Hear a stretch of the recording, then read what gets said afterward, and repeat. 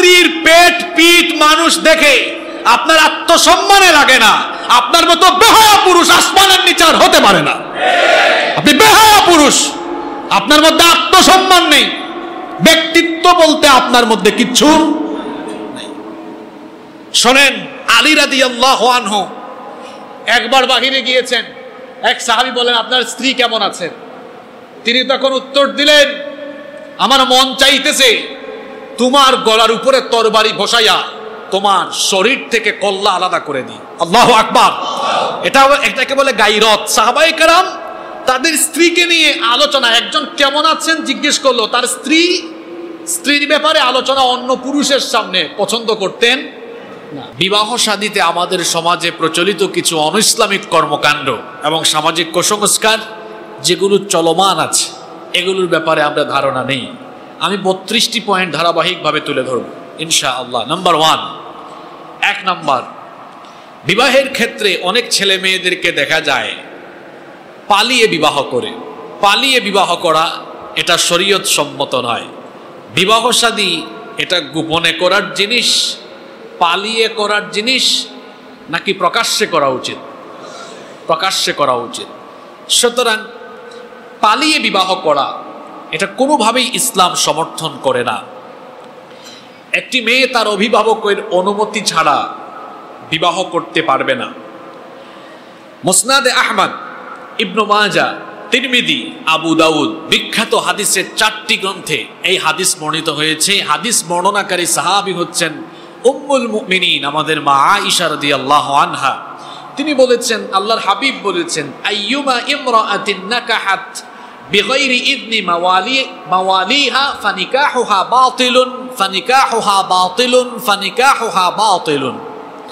আল্লাহর নবী বলেছেন, যে নারী তার অভিভাবকের অনুমতি ছাড়া বিয়ে করবে, নবীজি 3 বার বললেন, তার বিবাহ বাতিল, তার বিবাহ বাতিল, তার বিবাহ বাতিল। একটি মেয়ে কোনোভাবেই তার অভিভাবকের অনুমতি ছাড়া বিবাহ করতে পারবে না। সুতরাং পালিয়ে যারা বিয়ে করে এদের বিয়েটাই শরীয়ত সম্মত নয়।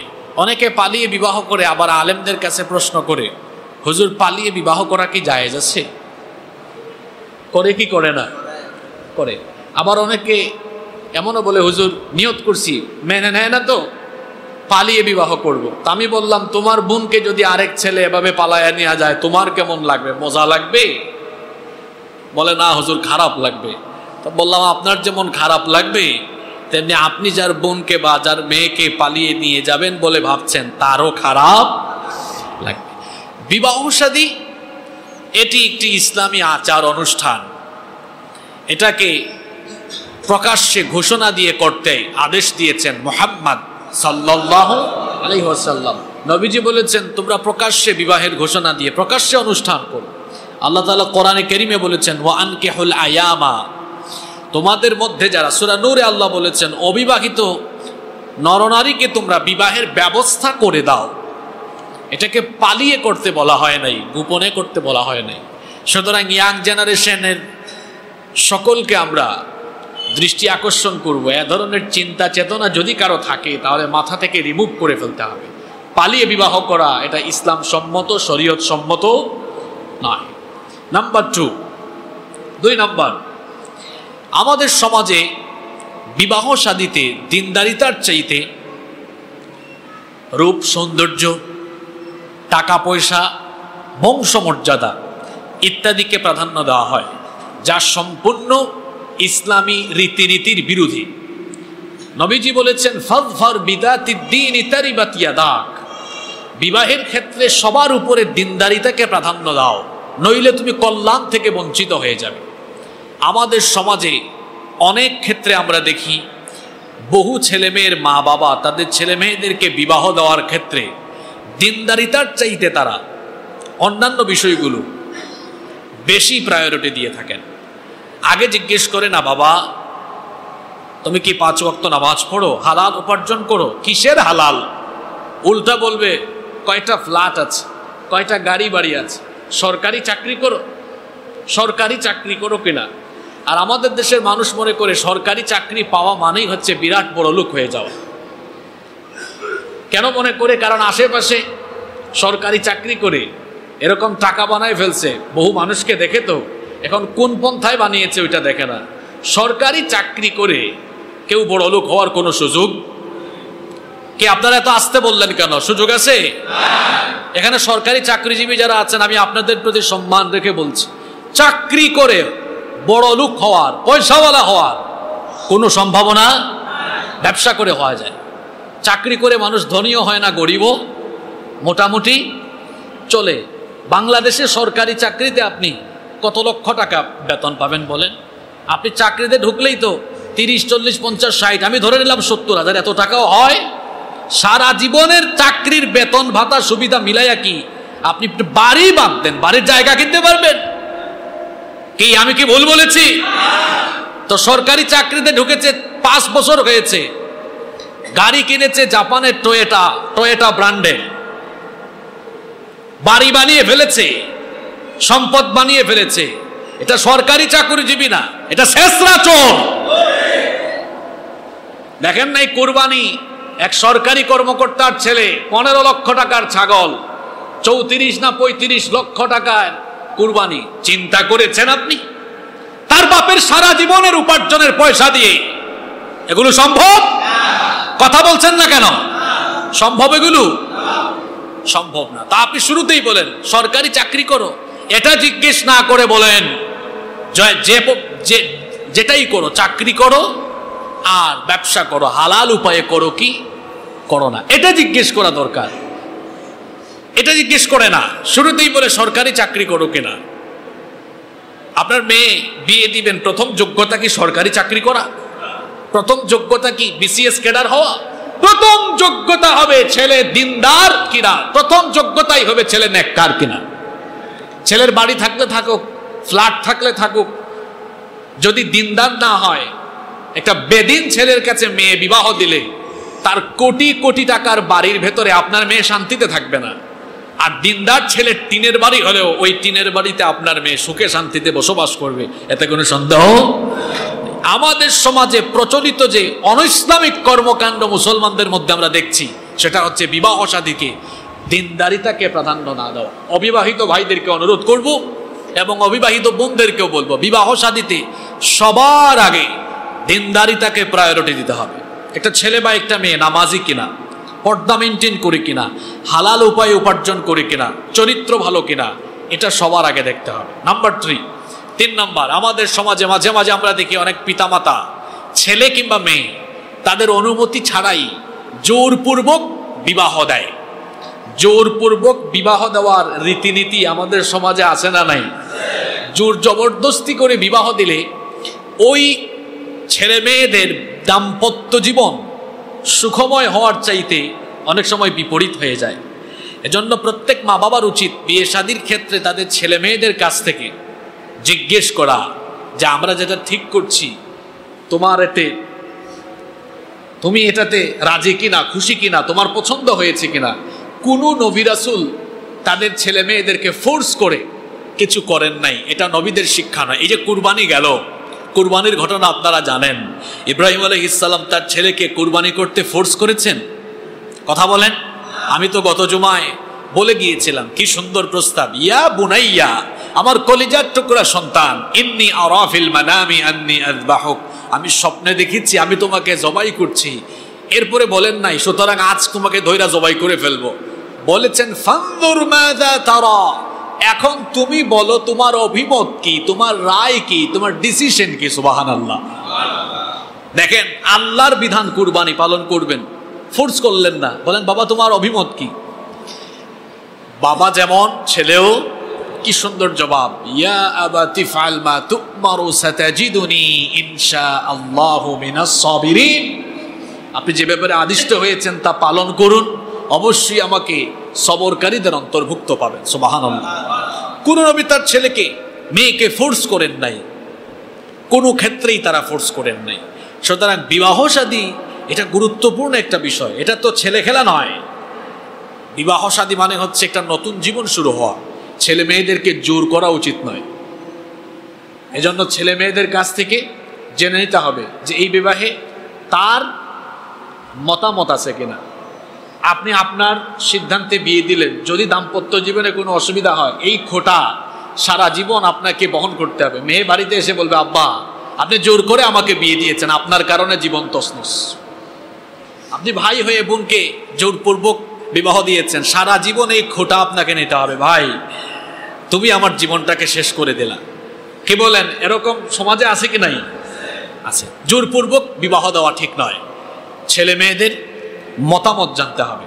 নাম্বার 4, 4 নম্বর, বর এবং কনে উভয়ের দেখা সাক্ষাৎ ছাড়া বিবাহ দিলে এই ক্ষেত্রেও সমস্যা তৈরি হয়। এগুলো এখন অনেকটা কমে গিয়েছে, এটা আগের যুগে অনেক ছিল, কিন্তু এখনো এটা অনেক জায়গায় চালু আছে।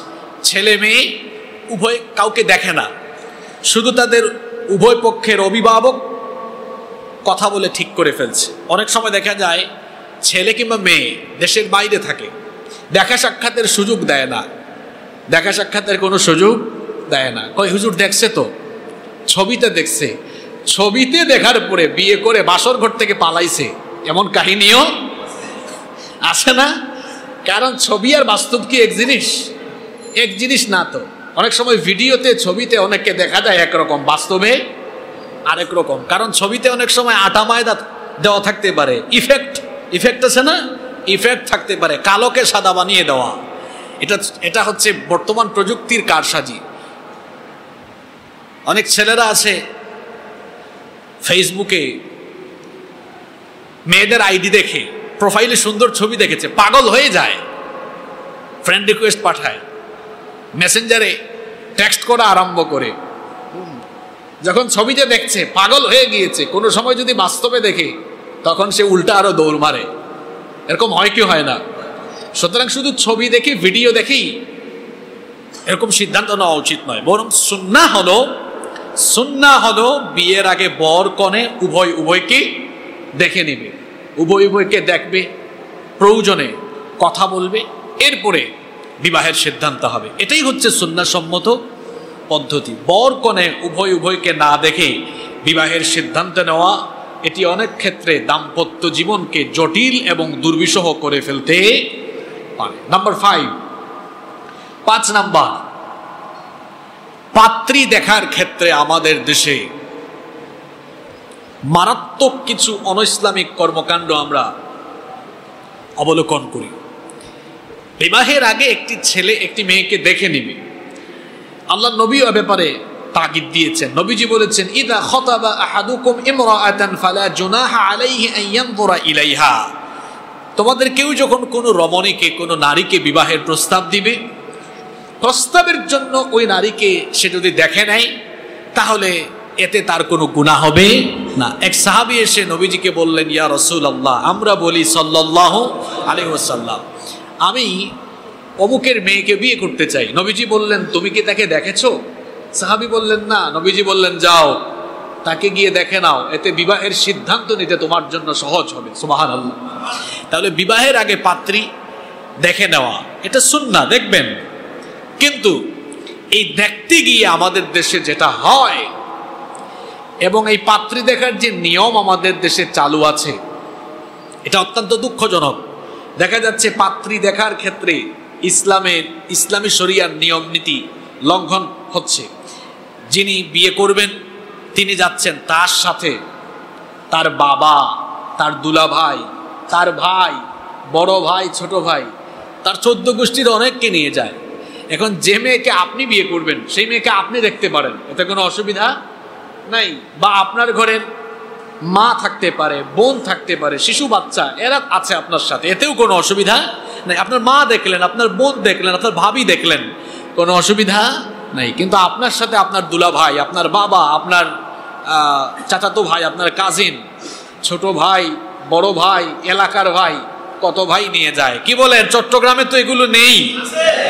হ্যাঁ, একটা মেয়েকে দেখতে যাচ্ছেন, এখন দেখতে যাচ্ছেন মানেই তো বিয়ে হয়ে যাওয়া নয়।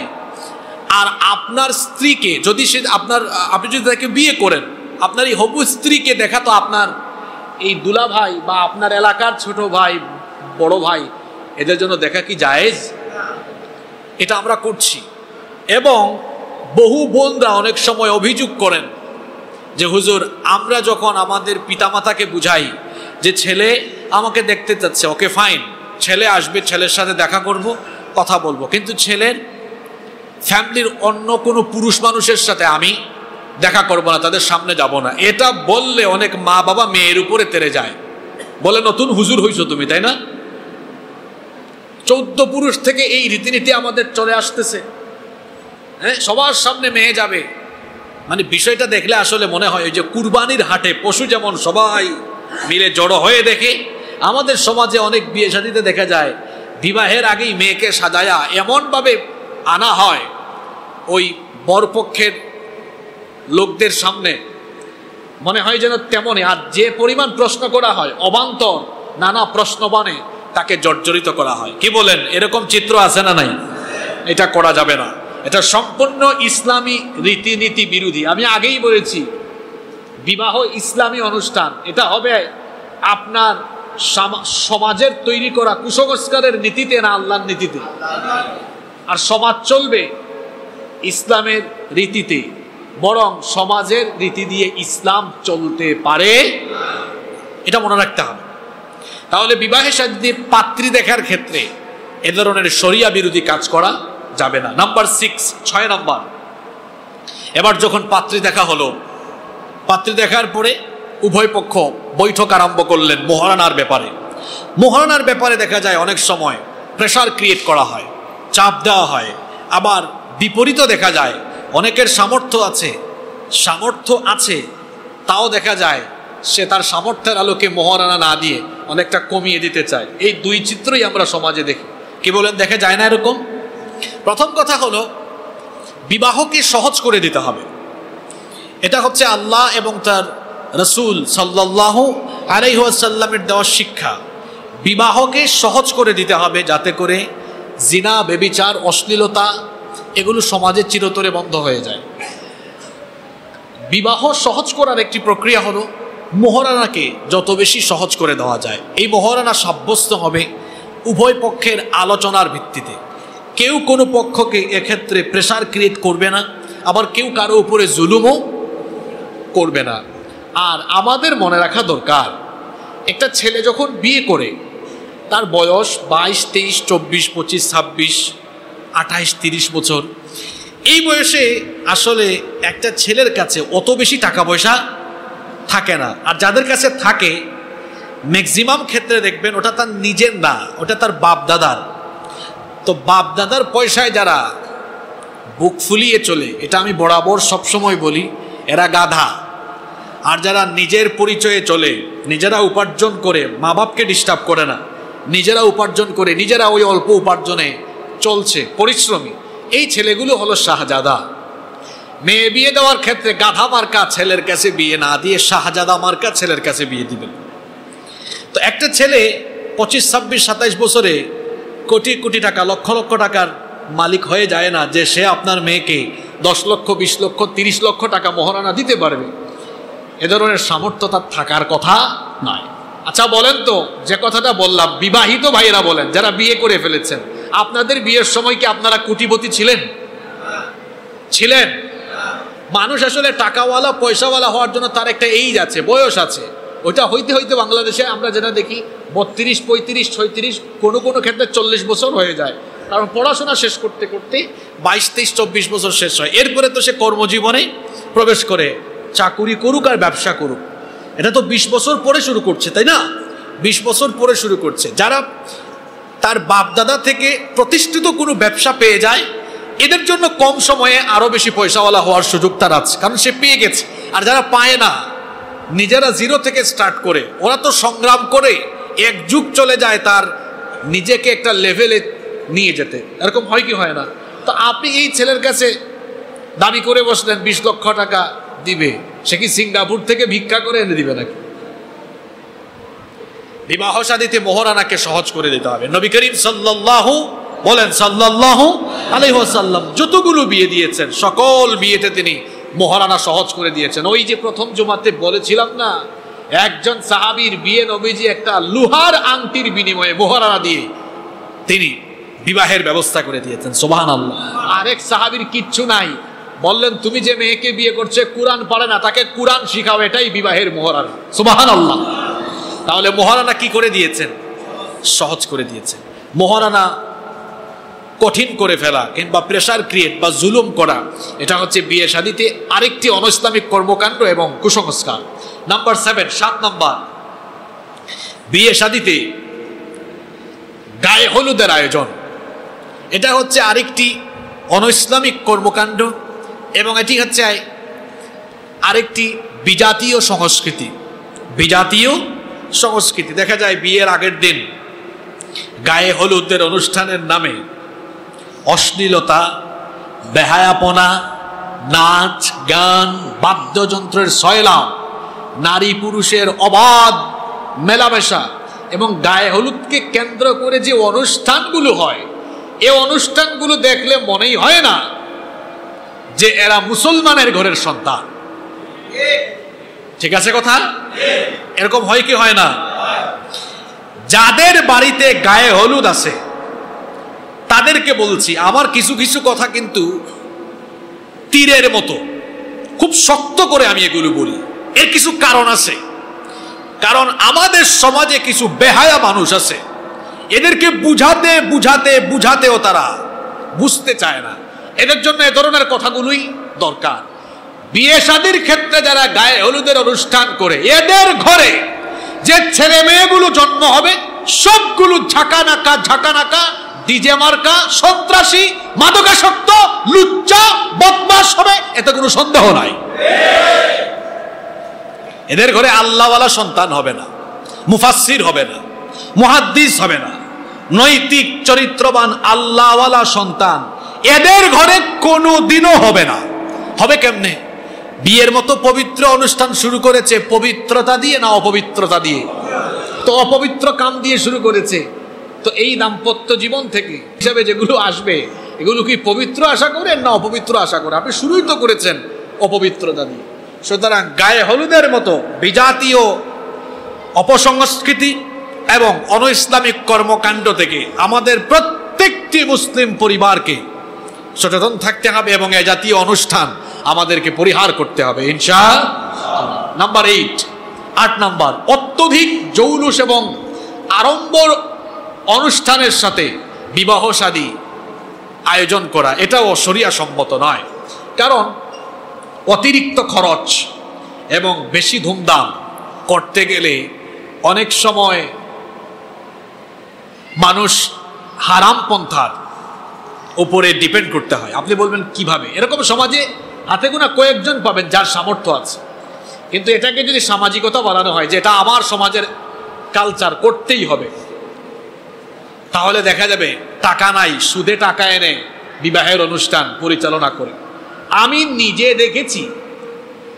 নিজে দেখেছি শুধুমাত্র সমাজের লোকেরা কি বলবে, আমার সমাজের কালচার বিয়ের অনুষ্ঠান এভাবে করতেই হবে। পয়সা নাই, সুদে টাকা এনেছে, এরপরে সুদের টাকা দিতে পারে নাই, বাড়ি ঘর ছাড়া পর্যন্ত হয়েছে। এ ধরনের অনেক চিত্র সমাজে আছে কি নাই? আছে। অনেকে আছে সুদের উপর টাকা আনে, আবার ওই যে সরকারি চাকরিতে আছে, মেয়ে বা ছেলেকে বিয়ে দিবে মানে একদম জৌলুস বা আড়ম্বর অনুষ্ঠানের মধ্য দিয়ে, তখন ফাইল এক টেবিল থেকে আরেক টেবিলে দেয় না, কয় হাদিয়া নিয়ে আস, ওই হাদিয়া তো ওইদিকে যাবে। তো বলেছি যে এ ধরনের আড়ম্বর বা জৌলুসপূর্ণ অনুষ্ঠান যখন বিবাহ শাদীতে মানুষ করতে যায়, অনেক হারাম পন্থার উপর তাকে ডিপেন্ড করতে হয়। এজন্য তো ইসলামী শরিয়া এগুলোকে নিষেধ করে দিয়েছে এবং নবীজি বলেছেন যে বিয়েতে খরচ কম হয় সেই বিয়েতে বরকত তত বেশি হয়। সুবহানাল্লাহ।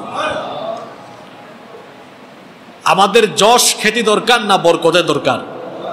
বরকতের দরকার। এজন্য আমরা বলবো যে বিবাহ শাদীতে অতিরিক্ত টাকা খরচ না করে বিবাহ শাদীতে শালীনতার ভিত্তিতে, সৌন্দর্যের ভিত্তিতে এবং ইসলামের দেওয়া রীতিনীতির ভিত্তিতে সামাজিকতা মেনটেন করে বিবাহ শাদীর অনুষ্ঠান শেষ করে যে টাকা অপচয় অপব্যয় করার কথা, ওগুলো দিয়ে স্বামী স্ত্রী দুজন গিয়ে ওমরা করে আসেন। বিবাহ শাদীতে দাম্পত্য জীবনে অনেক বরকত হবে ইনশাআল্লাহ। 9 নম্বর, বিয়ে শাদীতে বেপরদার সয়লা। কিছু কিছু বিয়ে শাদীর অনুষ্ঠান দেখলে মনে হয় এ যেন জাহিলি যুগে আমরা চলে এসেছি, জাহিলি যুগে আমরা চলে এসেছি। দেখা যাচ্ছে বিয়ে শাদীতে নারী পুরুষের আনাগোনা এমন ভাবে যেখানে কোনো পর্দা নেই। আমাদেরকেও মাঝে মাঝে অনেকে দাওয়াত করেন, আপনারাও তো ভালোবেসে অনেক সময় দাওয়াত করেন, না গেলে রাগ করেন, আবার গেলে আমরাও রাগান্বিত হয়ে যাই। কারণ হুজুর দাওয়াত দিয়া আপনি হুজুরের পরিবেশ করতে পারেন না, এটা বড় দুর্ভাগ্যের বিষয়। হুজুর দাওয়াত করলে হুজুরের পরিবেশ রাখতে হবে, নইলে হুজুর হুজুরের জাতের হলে আত্মসম্মান রেখে সে তার কথা হয় বলে ফেলবে, না হইলে অনুষ্ঠানস্থল ত্যাগ করবে, এটাই স্বাভাবিক যদি হুজুরের মধ্যে আত্মসম্মান থাকে। আর যদি পেটওয়ালা হুজুর হয়, যা আসছি কয়েক প্লেট খাওয়া যায়, তার ব্যাপারে আমার ভিন্ন কথা। তবে একজন আলেম কখনো আত্মসম্মান বিসর্জন দিতে পারে না। কথা বুঝতে পেরেছেন? যার ভেতরে আত্মসম্মান আছে, ব্যক্তিত্ব আছে, হয় সে ওই অনুষ্ঠানে কথা বলে ফেলবে, নইলে তার সম্মান, তার আত্মসম্মান রেখে নীরবে নিবৃতে অনুষ্ঠানস্থল ত্যাগ করবে। আমরা মাঝে মাঝে কিছু বিবাহ শাদীর অনুষ্ঠানে যাই, আর যা দেখি মনে হয় যেন সেই বিবাহ শাদীতে অতিথি হিসাবে ইবলিস তার সাঙ্গপাঙ্গ নিয়ে আগমন করেছে। আমার কথা কি রাগ করলেন আপনি? আরে বাপরে বাপ, মহিলাদের কি পোশাক আশাক, যে মেকআপ, আবার তাদের সাথে তাদের হাজবেন্ডরাও আছে। আমি বুঝি না ওই মহিলাদের হাজবেন্ড গুলো এত বেহায়া হয় কেমনে। আপনার স্ত্রীর পেট পিঠ মানুষ দেখে আপনার আত্মসম্মানে লাগে না। আপনার মতো বেহায়া পুরুষ আসমানের নিচে আর হতে পারে না। আপনি বেহায়া পুরুষ, আপনার মধ্যে আত্মসম্মান নেই, ব্যক্তিত্ব বলতে আপনার মধ্যে কিচ্ছু নেই। শোনেন, আলী রাদিয়াল্লাহু আনহু একবার বাহিরে গিয়েছেন, এক সাহাবী বলেন আপনার স্ত্রী কেমন আছে? তিনি তখন উত্তর দিলেন, আমার মন চাইতেছে তোমার গলার উপরে তরবারি বসাইয়া তোমার শরীর থেকে কল্লা আলাদা করে দিই। আল্লাহু আকবার। এটাকে বলে গায়রত। সাহাবায়ে কেরাম তাদের স্ত্রীকে নিয়ে আলোচনা, একজন কেমন আছেন জিজ্ঞেস করলো, তার স্ত্রীর ব্যাপারে আলোচনা অন্য পুরুষের সামনে পছন্দ করতেন না। কেমন আছেন জিজ্ঞেস করেছে, ওইটাও মানে আমার স্ত্রী ভালো আছে এটা বলাও তারা পছন্দ করতেন না। মানে স্ত্রীকে তারা এমন ভাবে রাখতেন। আর আপনি তো ভালো আছেন না, আপনি বউয়ের ফটো দিয়ে বলতেছেন দেখেন তো আপনাদের ভাই ভাগিকে কেমন লাগে, কি জাতের বেহায়া হয়েছেন আপনি। এরকম বেহায়া আছে না নাই? তো বিয়ে শাদীতে আমরা অনেক সময় দেখছি ব্যাপারদার সয়লাভ, নারী পুরুষের খাওয়া দাওয়ার অনুষ্ঠান অনেক জায়গায় একসাথে। আর যে সকল মহিলারা খুব সাজগুজ করে বিয়ের অনুষ্ঠানে যায়, আমি তো খুব সুন্দর করে বলি এই মহিলাদের চরিত্রে ডিস্টার্ব আছে। কেন এত সুন্দর সাজগুজ সে কার জন্য করলো গো? আরে বাপরে বাপ, সাজগুজ করলে করবে জামাই তার হাজবেন্ডের জন্য। বিয়ে শাদীর অনুষ্ঠানে হাজার হাজার মানুষ আসবে, ওই হাজার হাজার মানুষকে তার রূপের দিকে আকৃষ্ট করার জন্য এই সাজগুজ করেছে। এটা আপনি না বুঝলেও শয়তান ভালো করে বুঝে। নাম্বার 10 নাম্বার, বিবাহ শাদীতে আরো একটি অনইসলামিক কর্মকাণ্ড আমরা দেখি, শর্তারোপ করে দেওয়া। বিবাহের অনুষ্ঠানের কথাবার্তা চলছে, তারিখ ফিক্সড হচ্ছে, তখন বলা হচ্ছে যে আমার বংশের নিয়ম, আমার এলাকার নিয়ম হলো যে আমরা এত কম মানুষ যাই না, আমরা 2000-3000 যাই, আপনাকে খাওয়াইতেই হবে, 3000 মানুষ খাওয়াইতে হবে। এগুলো আমাদের চট্টগ্রামে একদম নাই তো। জি, এটা বেশি, 3000 মানুষ খাওয়াইতে হবে। কোনো কারণে যদি 2500 মানুষ যায়, 500 মানুষ না যায়, তখন আবার বলে আমরা কিন্তু 2500 আসছি, ভাবিয়েন না এই 500 মানুষকে খাওয়াইতে হবে না, তাদের অসুবিধার কারণে আসতে হবে না, কিন্তু প্যাকেটগুলো পার্সেল করে দিয়ে পার্সেল করেও নিয়ে যায়। এরকম আছে না নাই? আপনারা কি আমার কথা কষ্ট পাচ্ছেন? তো এই যে শর্তারোপ করে দেওয়া, এটাও মারাত্মক সুন্নাহ বিরোধী এবং শরিয়া বিরোধী একটি কর্মকাণ্ড। আপনি জিজ্ঞেস করেন যে বিবাহের অনুষ্ঠানে আপনি কেমন আয়োজন করবেন, আপনি আপনার সামর্থ্যের আলোকে করেন এবং আপনি বলেন যে কি পরিমাণ অ্যারেঞ্জ করলে আপনার জন্য কষ্ট হবে না, আমরা ওই রকম প্রস্তুতি নিয়ে আসবো। তিনি বললেন আমার এই পরিমাণ সামর্থ্য আছে, তো ঠিক আছে আপনি এই পরিমাণ নিয়ে যান।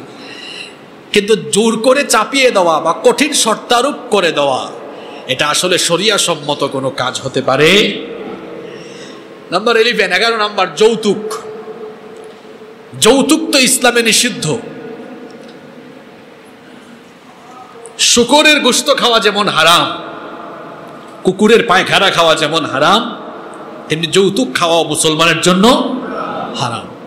এখন যৌতুক অনেকে প্রকাশ্যে চায় না, খুব কৌশল করে চায়, খুব কৌশল করে। এটার নাম আমি দিয়েছি নীরব যৌতুক।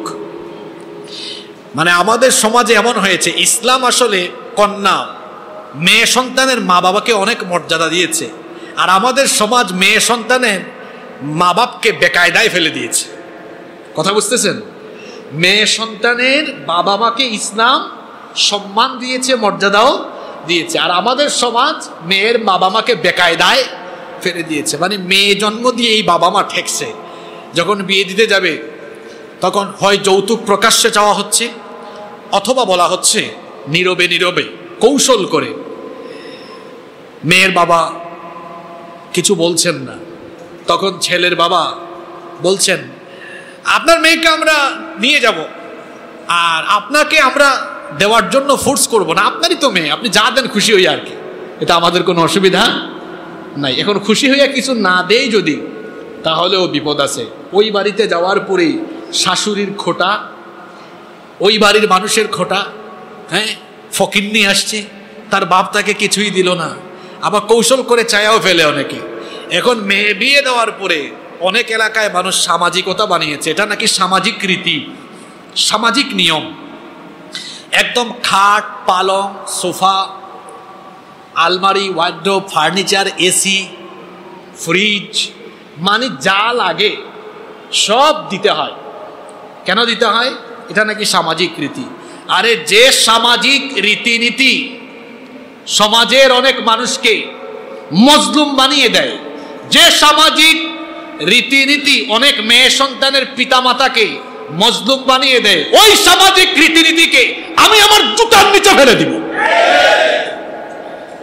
আপনার এই সামাজিক রীতিনীতির কারণে অনেক পিতামাতা অসুস্থ হয়ে যাচ্ছে, ছেলে মেয়ে বিয়ে দিবে এই চিন্তায় শেষ। কয়েক মাস আগে এক মেয়ের পিতা বললেন আমার মেয়ের বয়স 34 বছর, বিয়ে দিতে পারি না, বাড়ি ফেনীতে। কেন দিতে পারেন না? যারাই বিবাহের জন্য প্রস্তাব নিয়ে আসে, প্রকাশ্যে না বললো কৌশলে কৌশলে সকলের কম বেশ চাওয়া পাওয়া থাকে। আমি গরিব মানুষ, খাইতে পারি না, কিভাবে দিব? আমার সমাজ এটাকে সামাজিক রীতিনীতির নামে এই কুসংস্কার সমাজে চাপিয়ে দিয়েছে বলে আমি আমার মেয়েকে বিয়ে দিতে পারছি না। নীরবে নিভৃতে এরকম হাজারো বাবা মায়ের কান্না, এই সমাজের আকাশে বাতাসে তাদের কান্নার আওয়াজে আকাশ বাতাস ভারী হয়ে যাচ্ছে। সুতরাং এ সকল যৌতুক কিংবা কৌশলে যৌতুক সমাজ থেকে বন্ধ করার জন্য আমাদের প্রত্যেককে দায়িত্বশীল ভূমিকা পালন করতেই হবে। আর যারা বিয়ে করার সময় শ্বশুর বাড়ি থেকে বেশি বেশি জিনিস আনে, এই সকল ছেলেরা শ্বশুর বাড়িতে গিয়ে খুব একটা কদর পায় না, সম্মান পায় না। শ্বশুর বাড়ির থেকে কিচ্ছু আনবেন না, শ্বশুর বাড়িতে গেলে দেখবেন সবাই মাথায় তুলে রাখবে, একটা আলাদা পার্সোনালিটি, আলাদা ব্যক্তিত্বই থাকবে। কেউ আপনাকে বলার কিছু একটা বলার আগে চিন্তা ভাবনা করে বলবে। আলাদা একটা ব্যক্তিত্ব আছে, মজা আছে, আলাদা একটা ব্যক্তিত্ব আছে, মজা আছে। এভাবে বিয়ে করেন, এই মজাটা তখন ফিল করতে পারবেন। আর যারা সবকিছু নিয়ে বিয়ে করেছেন, এই মজা এটা তারা ফিল করতে পারবেন না। এরপরে 12 নম্বর হচ্ছে বিবাহ শাদীতে গান বাজনা। গান বাজনা তো ইসলামে কিছু কিছু জায়েজ আছে, তাই না? জি। তা আমাদের বাসা বাড়িতে তো বিয়ে শাদীর সময় গান বাজনার আওয়াজ অনেকের বাসা বাড়িতে শোনা যায় না? যায়। আল্লাহ নবী বলেছেন আল গিনা ইয়ানবুতুন নিফাকু ফিল কলবি কামা ইয়ানবুতুল মাউজ যারা। পানি সেচ দিলে যেমন জমিনের ফসলের উর্বরতা বাড়ে, ফসল উৎপাদন বাড়ে, তেমনি গান বাজনা মানুষের কলবে, অন্তরের মধ্যে নিফাকি বৃদ্ধি করে। এটা মানুষের অন্তরকে কলুষিত করে ফেলে। বিবাহ শাদী একটা পবিত্র অনুষ্ঠান, সেখানে ইবলিসের কর্মকাণ্ড, নাচ গান চলবে, এটা তো কোনো মুসলিম পরিবারের বিয়ে শাদীর স্বভাব বা বৈশিষ্ট্য হতে পারে। নাম্বার 13 নম্বর হচ্ছে বিয়ে শাদীতে আমরা আরেকটি জঘন্য কাজ দেখি, যেটা মারাত্মক শরিয়া বিরোধী। সারা জীবন একাকী গোসল করতে পারে, বিয়ের দিন তার ভাবিরা তাকে গোসল দেওয়াতে হয়। কি বলেন, এরকম আছে না? নাই? মানে বিবাহের আগে এত বছর ছিল গোসল করতে সক্ষম, হঠাৎ করে বিবাহের দিন গোসল করতে অক্ষম। এখন তার ভাবিরা তার গায়ের মধ্যে হলুদ টলুদ মাখায়, তার ভাবিরা তাকে গোসল দেওয়ায়। কি বলেন, এটা আছে না নাই? এটা বড় আশ্চর্যের ব্যাপার। এতদিন বেচারা একাকী গোসল করতে পারলো, আজকে সে একাকী গোসল করতে, মানে হতে পারে বিবাহের চিন্তার দুর্বল হয়ে গিয়েছে যে আর একাকী গোসল করতে পারতেছে না। আপনারা হাসিয়েন না, এরকম আছে না নাই? আপনার ভাবি আপনার শরীরে এসে টাচ করবে, আপনার ভাবি আপনাকে স্পর্শ করবে, এটা কি ইসলামী শরিয়া আপনাকে অনুমোদন দিয়েছে? অনুমোদন দিয়েছে। শুধু তাই নয়, গ্রামে গঞ্জে তো আরো মারাত্মক জিনিস দেখা যায়। আমি একবার এক লোক আমাকে দাওয়াত করেছে যে হুজুর আপনাকে আসতেই হবে, না আসলে আমি মাইন্ড করব। দেখলাম বিচারা মাইন্ড করে ফেলবে, তো আমি বরযাত্রার এই ঘন্টাখানেক আগে গিয়ে পৌঁছালাম, দেখি বর এখনো গোসল করে, ওইদিকে বর গোসল করে, আর ওইদিকে বরের সাথে ওই দিন আবার অনেক ছেলেমেয়েরা দেখা যাচ্ছে তারাও পুকুরে নেমে গোসল করে, ঢলাঢলি মাখামাখি। এগুলো গ্রামে গঞ্জে আছে, কি বলেন, আছে না? ওই দিন দেখা যায় একাকী গোসল করতে বরের সাথে অনেকেই অক্ষম হয়ে পড়ে। তখন দেখা যায় দুলা ভাই, মানে আগে থেকে এই বাড়িতে বিয়ে করেছে, শালীদেরকে বলে চলো আজকে আমরাও গোসল করি। যদিও কথাটি শুনতে খারাপ দেখা যায়, কিন্তু এগুলো বাস্তবতা, এগুলো সমাজে চলমান আছে না নাই? এগুলো ইসলামী শরিয়া অনুমোদন করে।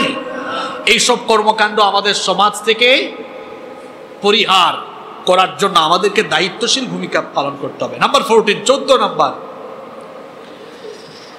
মেয়ের বাবা থাকা সত্ত্বেও উকিল পিতা বানানো, এটা আরেকটা অনৈসলামিক কর্মকাণ্ড। এবং উকিল বানিয়ে, শব্দটা হচ্ছে আরবিতে ওয়াকিল, এটা বাংলায় আমরা বলি উকিল, তাকে বাবার মতো বাবা বলে সম্বোধন করা, বাবা ডাকা, এরকম আছে না? আছে। মেয়ের বাপ জীবিত থাকলে তিনি হবেন বিবাহের ওয়ালি, মানে অভিভাবক।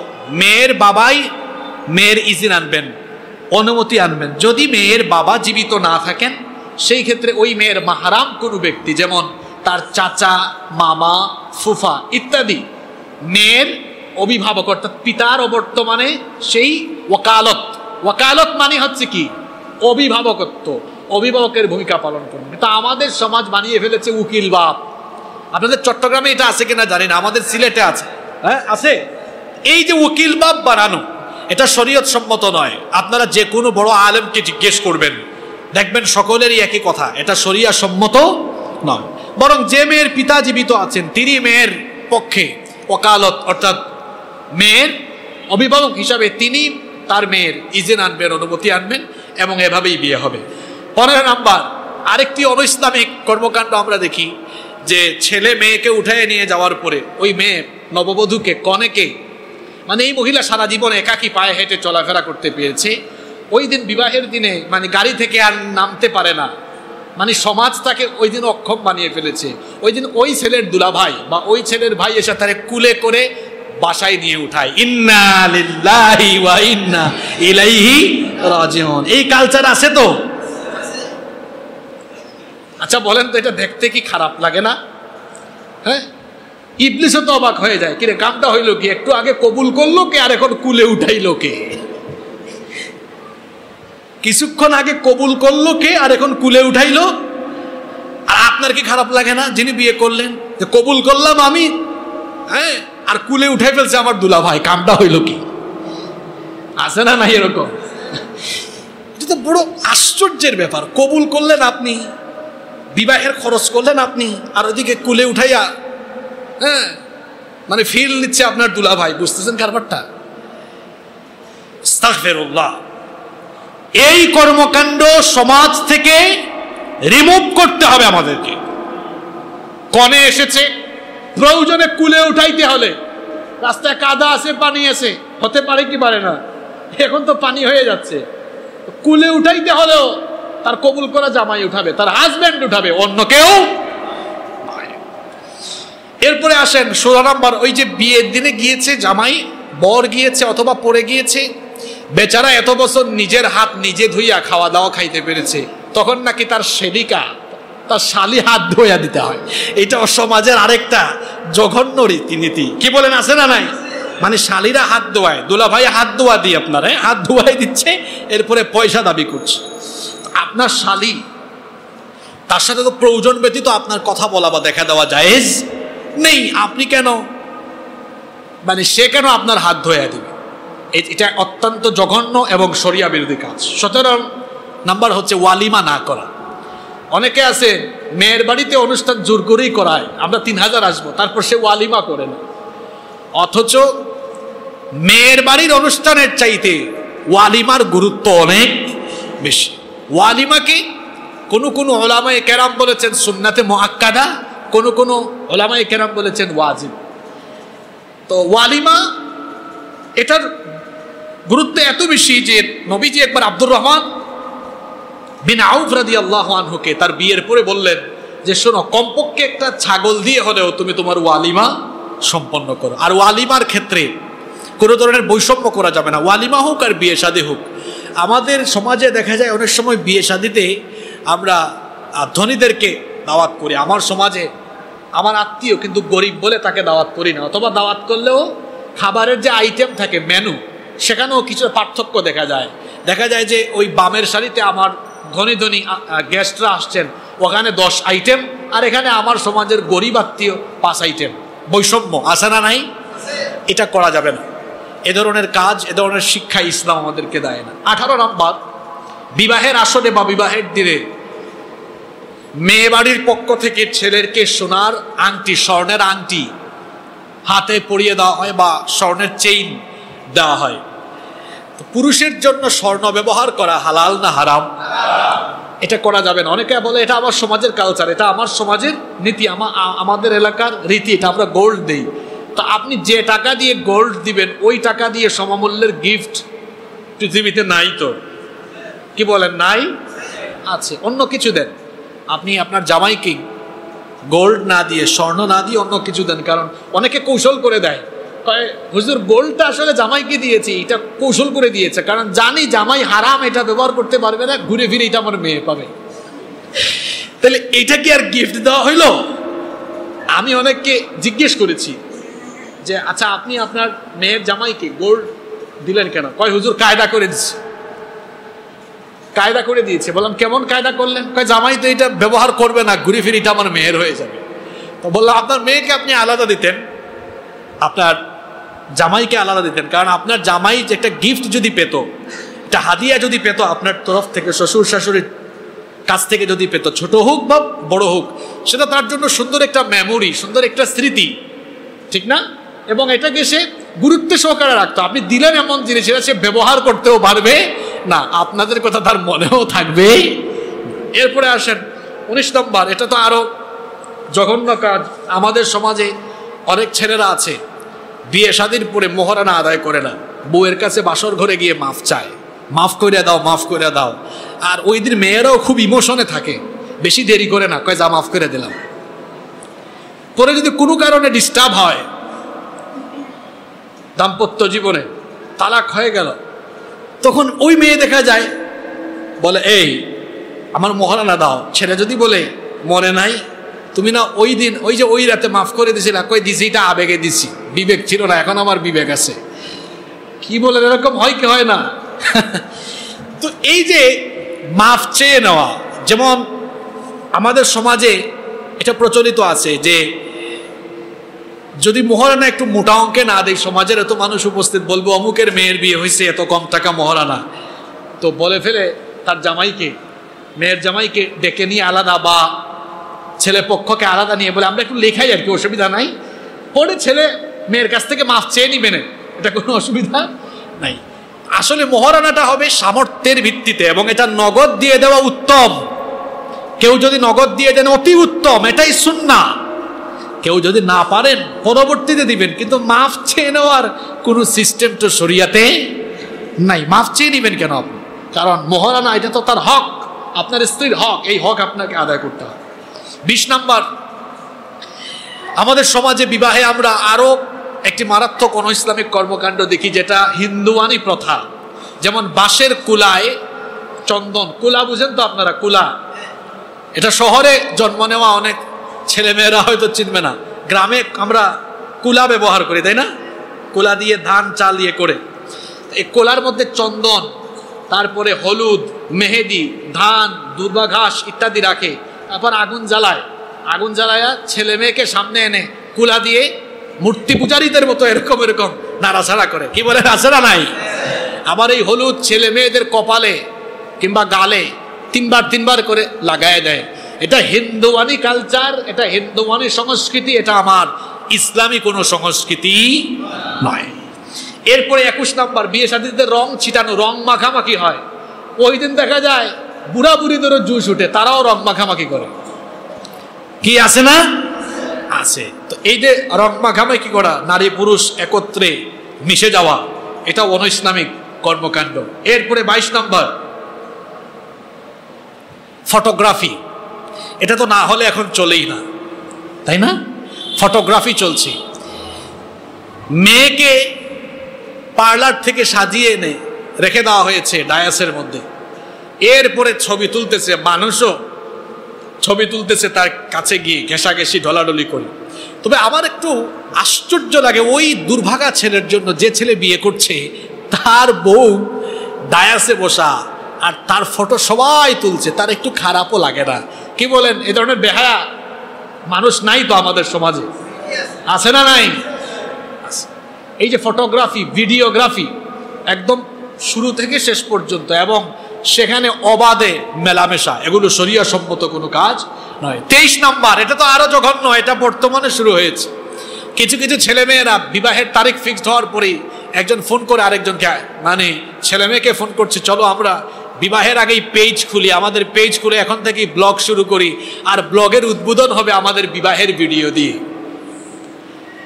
এটা আপনারা যারা বয়স্ক মানুষ তারা বুঝতেছেন না, কিন্তু ইয়াং যারা আছে তারা বুঝে গেছে। এই যে ব্লগ, কাপল ব্লগ, হাজব্যান্ড ওয়াইফের ব্লগ এখন চলছে।